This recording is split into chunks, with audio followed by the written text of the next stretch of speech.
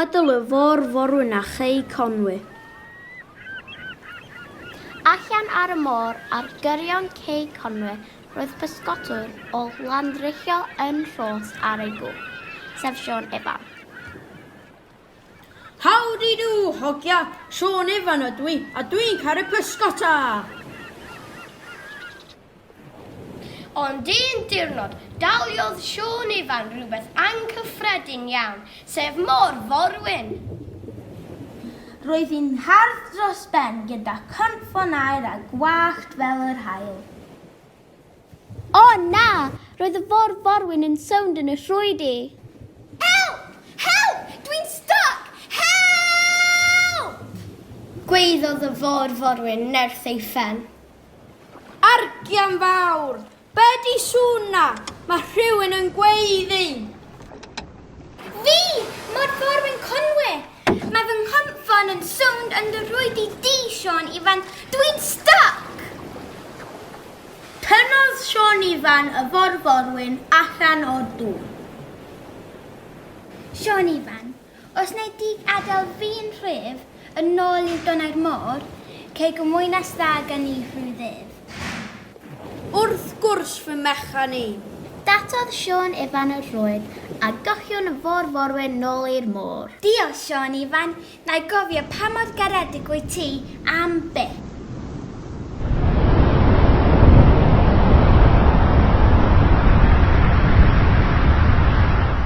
Melltich y forwyn gan Ysgolion Glenyn. Un tro oedd pysgotwr enw Sion Ifan allan ar y môr. Roedd hi'n diwrnod stormus ac roedd y gwynt a'r tonnau yn codi. Wrth edrych allan ar y môr, cafodd Sion Ifan fraw. Gwelodd y forwyn roedd o wedi helpu o'r blaen. Sion Ifan, mae storm enfawr ar ei ffordd. Cod y rwydi a dos adref. Roedd Sion Ifan yn gwybod bod yr forwyn yn dweud y gwir. Cerwch o nhw, mae'r storm enfawr ar ei ffordd. Ond ni randawodd neb ar rhybydd Sion Ifan. A suddodd cychod pysgotwyr Conwy yn y storm. Nôl yng Nghonwy, roedd y môr forwyn wedi cael ei chalio i lan yn y storm ac wedi cael ei dal gan Ysgolion Conwy. Mae'r forwyn yma werth ffortiwn.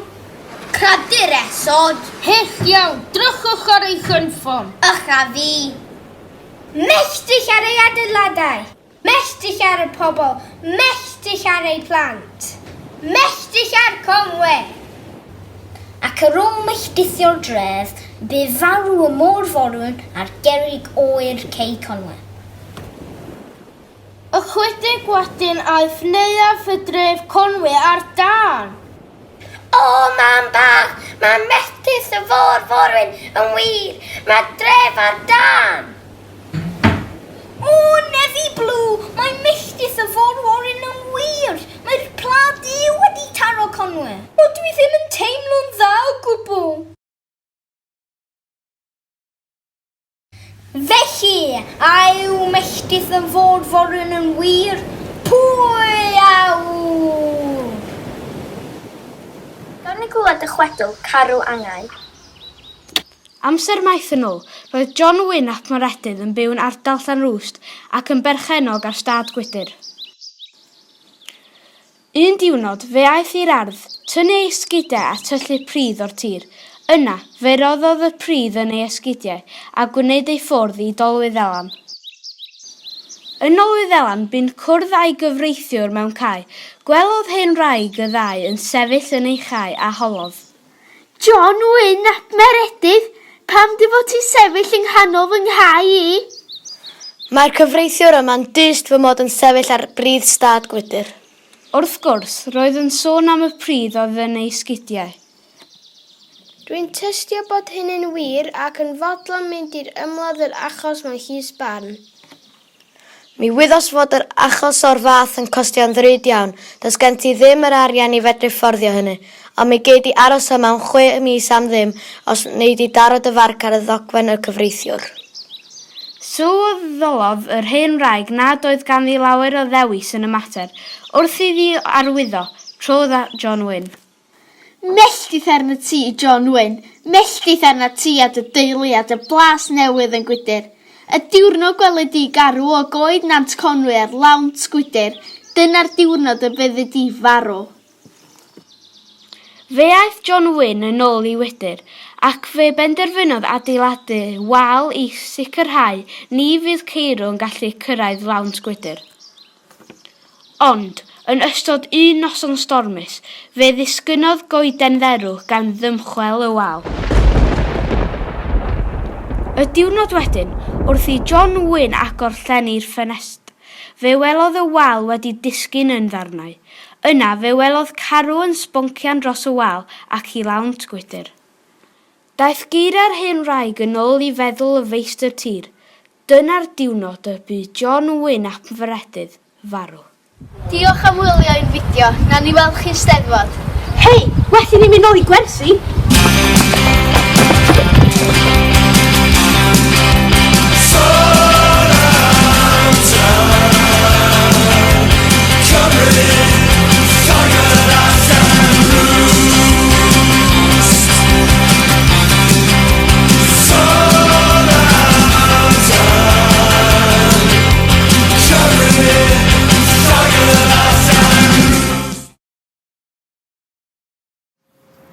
Llys fawr ar ddraig goch.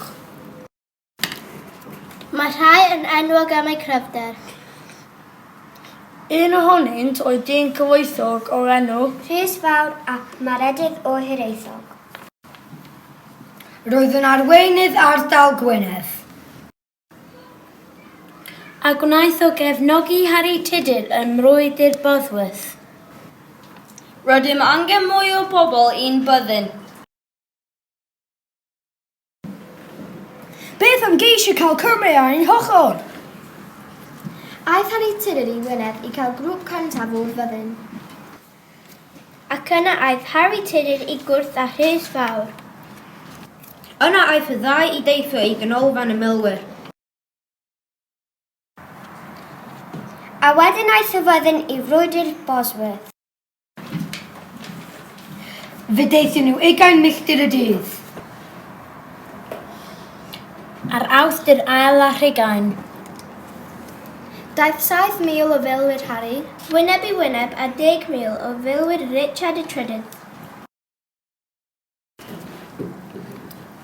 Lladdwyd William Brandon gwarchodwr o Ddraig Goch. Cododd Llys fawr y Ddraig Goch i'r awyr. A gweiddi.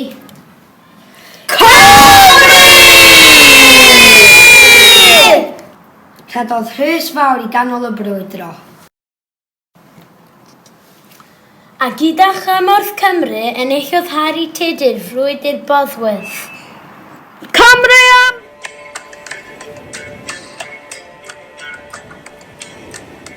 Amser mae ffynwr a drwy'n penmau mawr, sef adeilad mawr crand o enw Llys Helyg.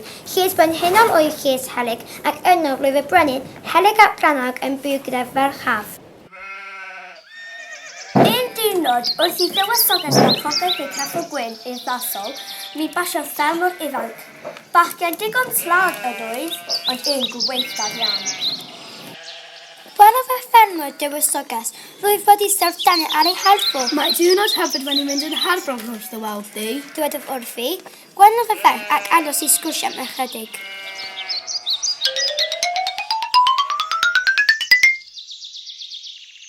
Y diwrnod canlynol, basiodd y ferch y ffermwr unwaith eto. Y tro hwn daeth i lawr o'i cheffil ac aros i siarad. Roedd y ddau yn sgwrsio'n braf ac yn amlwg yn hoffi ein gilydd yn fawr iawn. Roedd y ffermwr ifanc wedi disgyn dros 4 glistioedd mewn cared ar fell, ac ymhen mes dywedodd wrth ei fod eisiau ei phriodi. Bydd yn rhaid i ti fynd i gael gair gyda fy nhad, Meddwl dywysoges. Cyrhaeddodd y llanc Llys Helyg yn gwisgo ei ddillad gorau a gofni gael gweld y brenin. Pan welodd Helyg ap Brannog y mab, roedd wedi siomi. Roedd yn gweld ei fod yn fachgen tlawd ac y ffredin yr olwg. Rwydd wedi syrthio mewn cariad eich merchfargrwydd. Mae Llion i fy nghalon, ac rwydd eisiau byw fy mywyd ar ei mwyn. Mi gael popeth gen i, popeth, meddai wrtho. Gwyddai Brenin fod y bachgen yn dweud y gwir, ond gwyddai hefyd mae bywyd caled a thlawd byddai y ferch yn cael wrth diwedd y ffilm. Roedd o'n meddwl y byd ohoni hefyd, ac wedi gobeithio y byddai'n priodi tywysog efallai. Mi nes i afo pan anwyd fy merch. Meddai Brenin. Y byddai'n cael priodi llan oedd yn gwisgo torch air am ei wfw. Oes gen ti dorch air? Meddai Helyg ap Glenawd. Nag oes fargrwydd, does gen i ddim torch air. Atebodd y ffarmwr a gadawodd y llys brenhinol wedi torri ei galon. Deuddydd yr ddiweddarach, gwelodd y ffarmwr ifanc marchog yn dod tuag ato ar hyd y ffordd. Wrth iddo nesau, gwelodd fod ganddo dorch ar am ei yddw. Daeth cwmwl di dros yr hael yr enid honno, nad oedd wedi gwneud dim byd drwg o blaen, ymosododd ar y marchog gyda'i arfau torri. Lladdodd y marchog a tynnodd y dorch air oddi arno. Gyda'r dorch air yn ei boced, rhedodd i chwilio am y dywesoges. Edrych! Meddai'n cyffrwys gan ddangos y dorch iddi. Mae gen i dorch air wedi cyfan. Mi allwn ni briodi rwan. Dywedodd y ffarmwr wedi exeitio yn lan. Lle gest i hi? Holodd y ferch. Mae'n yn ei teuluaeth hyn. Mam oedd wedi gadw mewn cwbl ac wedi anghofio amdani. Atebodd y ffarmwr. Y gwir. Mynodd y ferch. Yn raddol, cyfaddefodd y sianc y stori i gyd. Dos yn ôl! Gorchmynodd y ferch. Dos i gladdfu'r corff dan goeden yn y cae, fel na fydd neb byth yn dod ar ei draws.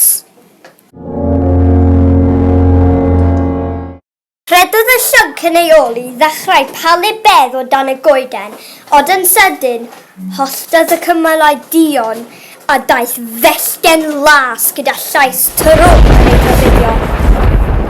Dal dial, dal dial. Pryd y dawr dial? Gofynodd y llanc, yn amser dy blant, ath y wirion, ath o'r wirion. Meddai'r llais. Meddai'r ferch wrth glywed yr hanes. Mi fyddwn ni wedi hen farw erbyn hynny. Tyr di weld fy ngad. Mi gawn ni briodi nawr mae gen ti dorch. Meddai. Wrth weld fod y mab fferm yn gwisgo torch air, doedd ganddo dim dewis ond gadael i'w ferch ei briodi. Cafodd y cwbl 3 o blant, a pan fu farw Helyg ap Glenawd, symudodd y teulu i'r Llys brenhinol. Aeth blynyddoedd heibio, priodoedd ei plant hwyfau a cafodd nhw blant, wefio'n newydd y frenhines a'i gŵr. Blynyddoedd maith ar ôl hynny, roedd y ddau yn hen iawn erbyn hyn, ac roedd gledd mawr yn Llys Helyg. Y tro hwn, dathlu genedigaeth o'r wir oeddent. Roedd pawb mewn hwyliau da ac roedd llawer o ganu a dawnsio nhw ledd honno. Mae Bryn wedi dathod, meddai Forwyn wrth ei frenhines. Dos i lawr i seleri nôl rhagor o wyn. Meddai frenhines wrthi. Dechranodd y forwyn wrth agor drws y selar ac edrych i lawr y grisiau. Roedd Llion llaw selar o ddŵr a physgod yn nofio ynddo. Rithrodd yn ôl i wledd a dweud o cyfan wrth ei chariad, a oedd yn farf ac yn dilynol yn Llys Helyg. Dŵr yn y seler? Mewn yntau gan gofio'r hanes a glywodd. Efallai bod y dial wedi dod o'r diwedd. Tyw, allan ar unwaith. Redodd y ddau allan a dianc o dir fflwython tynno Helyg. Dringodd y ddau i ben y maen ar clogwyn pennau mawr. Eisteddodd y ddau ar y maen a gwylio dŵr yn gychwydio'r hen wlad tynno Helyg. Roedd yr hen Llys wedi diflannu o dan y tonnau.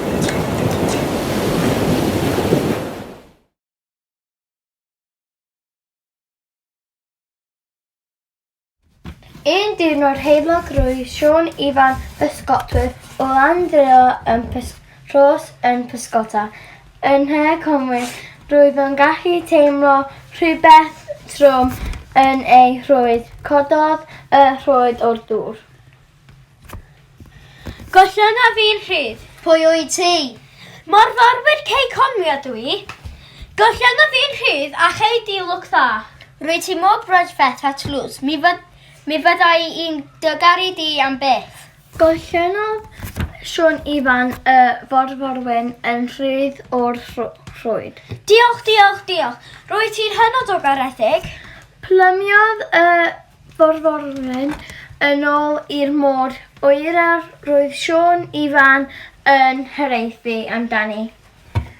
Un diwrnod, roedd Sion ifan yn pysgota yn Conwy.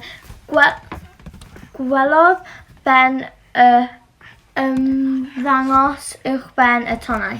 Paid â phoeni, dwi yma i dy helpu. Mae yna storm peryglus a phyrnig ar y ffordd i'r cei. Coda dy rwyfau a dos am y lan. Iawn, mi wwnai ar unwaith. Diolch o galon. Cododd Sion ifan ei rwyddau a rhwyddo am y lan. Roedd Sion ifan mewn cariad gyda'r forwyn brydferth.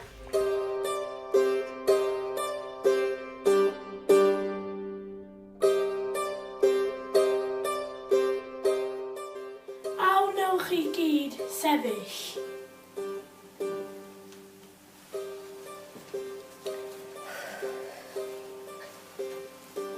Awnewch chi gyd eistedd. Croeso i chi heddiw yma i brotas John a Mary. Awn ei di, John, gymryd Mary Winnie Davies. Gwnaw. Awn ei di, Mary Winnie Davies, gymryd John Ifan Jones. Gwnaw. Gyda arfynolu John. Rydw i fi yn cymryd y fodwy hon. Gydwy fi yn cymryd y fodwy hon.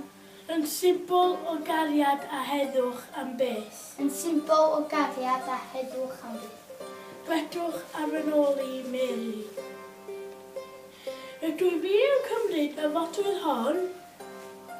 Rydw i yn rhoi y fodwy hon.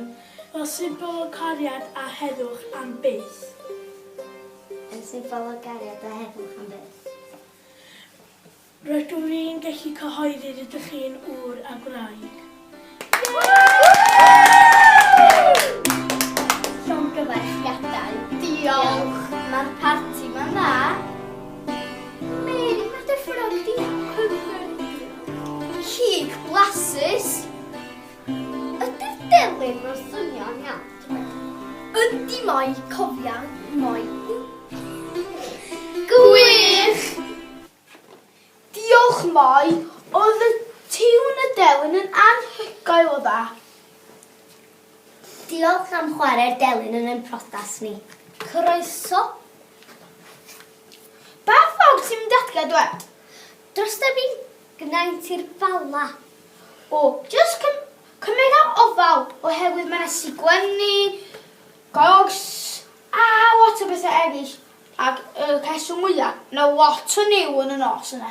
Iawn, na i gymryd gofal o falus. Iawn, ta-ta wan! Ta-ta! O moi, beth am y delyn? Moi! Ges i brodas a hanner yn ysbyty fan heddiw. A dwi'n siŵr bod y brodas yn y bala hefyd yn mynd i fod yn da. Fori. A dwi'n mynd i chwarae'r delyn jyst am bach. Iawn. Mae'r grug na'n uchel heddiw. Well i fi fynd dwan. Raldir, aldir, aldir, o, raldir, aldir, aldir, aldir, aldir, aldir, o. Mae'r niw yn isel a dwi'n siŵr bod fi'n dechrau symud yn is. Dwi'n gwybod beth sy'n digwydd. Siglen! Help! Rwy'n helpwch fi! Dwi'n suddo! Dwi'n dod iddo achub di! Gafel yn yr haf! Rhod o rownd y ganol! Lle ydw i? O, mae'n illad i lip swcian. Dyma diod o fedd i ti. Diolch. Cig y bara. Diolch. O, mae hi'n ddel ofnadwy.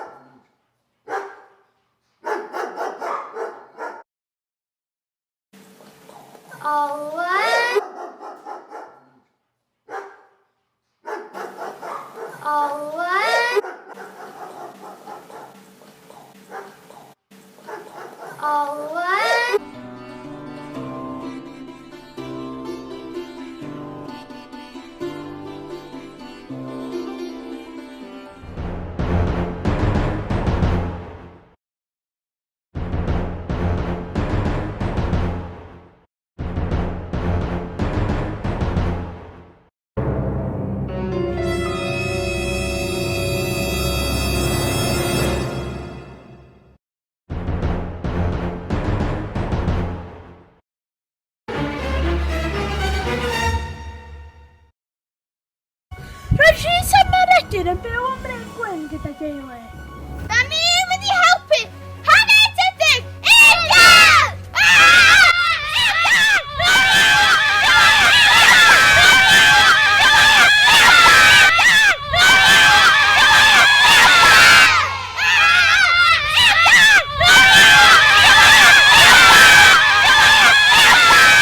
Dwi'n mynd i ymlaen yn erbyn Prosiect y Trydydd!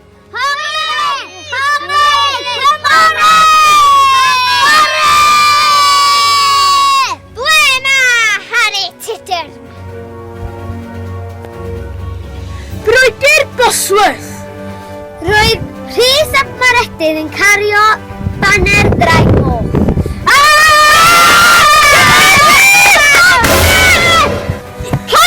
Rhys a Maredyn lawr!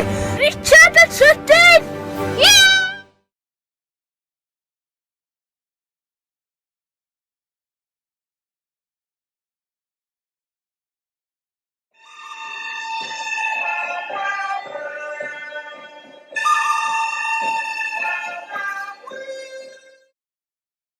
Mae rhai yn gweld y byd drwy wydrau sbectol sgwar. Mae rhai yn troi mewn cylchoeddau a denydd cachwyar. Mae rhai yn sbio lawr o'i tyrau ei fori. Does neb yn ei gweld ti fel fi. A dros y byd, a'i weld o'i gyd.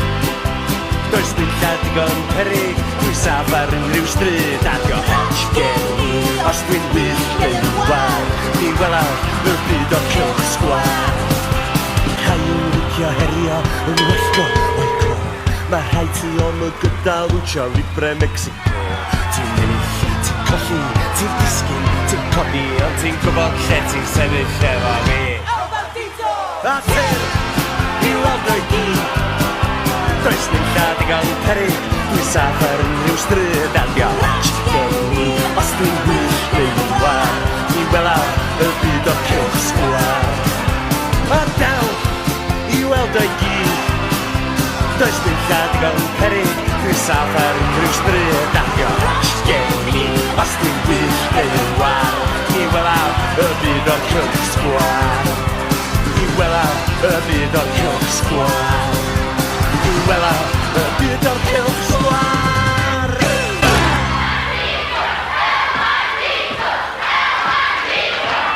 A Pedryn yn amlwg